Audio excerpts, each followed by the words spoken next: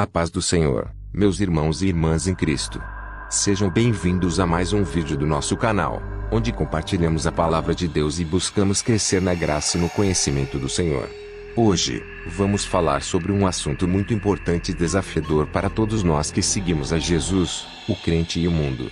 Antes de começar, não se esqueçam de se inscrever no canal. Isso ajuda muito a gente a continuar produzindo conteúdo de qualidade para vocês. E se você quiser saber mais sobre as histórias da Bíblia, confira os nossos outros vídeos no canal. O que significa ser um crente em um mundo que jaz no maligno?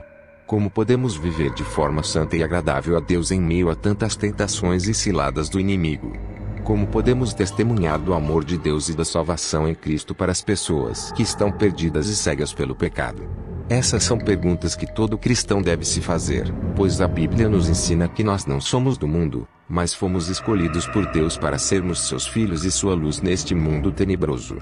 Vejamos o que Jesus disse em João 15:19. Se vocês fossem do mundo, ele os amaria como se fossem dele. Todavia, vocês não são do mundo, mas eu os escolhi, tirando-os do mundo. Por isso o mundo os odeia. Jesus deixou claro que nós somos diferentes do mundo, pois pertencemos a ele. Ele nos tirou do domínio das trevas e nos transportou para o reino da sua maravilhosa luz. Ele nos deu uma nova vida, uma nova identidade, uma nova esperança. Ele nos chamou para sermos seus discípulos, seus amigos, seus irmãos. Mas isso também significa que nós somos odiados pelo mundo, pois o mundo rejeita Jesus e a sua verdade. O mundo segue os padrões e os valores deste século, que são contrários à vontade de Deus. O mundo se deixa levar pelas paixões da carne, pelos desejos dos olhos e pela soberba da vida. O mundo está sob a influência do diabo, que é o príncipe deste mundo e o pai da mentira. Por isso, nós não podemos nos conformar com o mundo, nem nos deixar contaminar pelo seu mal. Nós devemos nos transformar pela renovação da nossa mente, para que possamos experimentar qual é a boa, agradável e perfeita vontade de Deus. Vejamos o que Paulo disse em Romanos 12:2. Não se amoldem ao padrão deste mundo, mas transformem-se pela renovação da sua mente, para que sejam capazes de experimentar e comprovar a boa, perfeita e agradável vontade de Deus. Paulo nos exorta a não nos amoldarmos ao padrão deste mundo, ou seja, não seguirmos o seu modo de pensar, de agir, de falar, de se vestir, de se divertir. Nós devemos ter uma mente renovada pelo Espírito Santo, que nos ensina toda a verdade e nos capacita a discernir o que é bom e mal aos olhos de Deus. Nós devemos ter uma vida transformada pelo poder do Evangelho, que nos liberta do pecado e nos fez novas criaturas, em Cristo. Nós devemos ter um coração consagrado ao Senhor, que nos ama e nos quer bem. Mas como podemos fazer isso na prática? Como podemos resistir às pressões e às seduções do mundo? Como podemos manter a nossa fé e a nossa comunhão com Deus em um ambiente hostil e adverso? A resposta está na própria palavra de Deus, que é a nossa bússola, o nosso guia, o nosso alimento espiritual. A Bíblia nos dá princípios e orientações para vivermos como crentes neste mundo. Vejamos alguns exemplos. Em Mateus 5:13-16, Jesus nos diz que nós somos o sal da terra e a luz do mundo. Isso significa que nós temos uma missão de preservar o mundo da corrupção e de iluminar o mundo com as boas obras que glorificam a Deus. Nós devemos ser diferentes do mundo, mas não indiferentes ao mundo. Nós devemos influenciar o mundo, mas não ser influenciados pelo mundo. Nós devemos amar o mundo, mas não amar as coisas do mundo. Em 1 João 2:15-17, João nos adverte a não amarmos o mundo, nem as coisas que há no mundo. Se alguém ama o mundo, o amor do Pai não está nele. Pois tudo o que há no mundo, a cobiça da carne, a cobiça dos olhos e a ostentação dos bens, não provém do Pai, mas do mundo.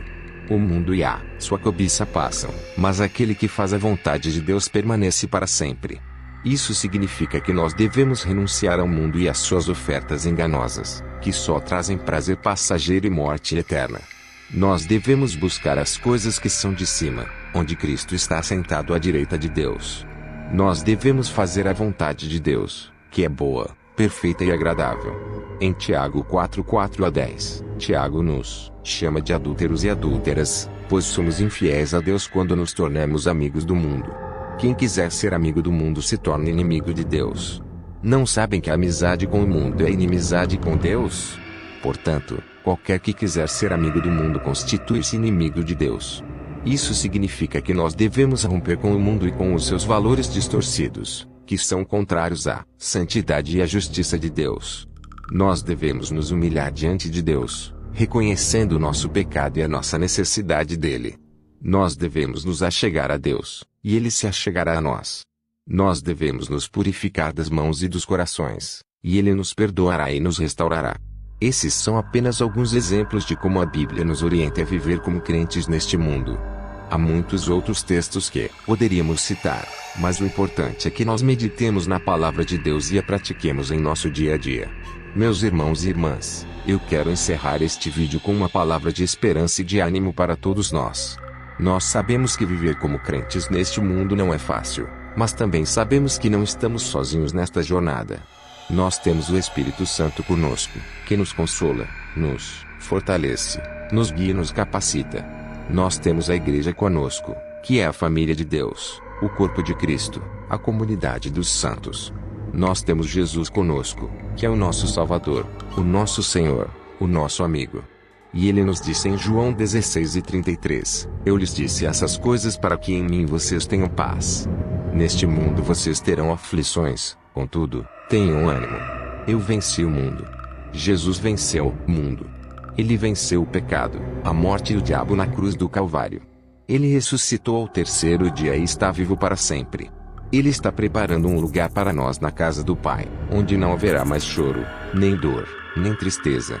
Ele voltará para nos buscar e nos levar para estar com Ele na glória. Enquanto esse dia não chega, nós devemos permanecer firmes na fé, perseverantes na oração, diligentes na obra, fiéis no testemunho. Nós devemos ser crentes neste mundo, mas não deste mundo. Nós devemos ser sal da terra e luz do mundo. Que Deus nos abençoe e nos guarde até aquele grande dia.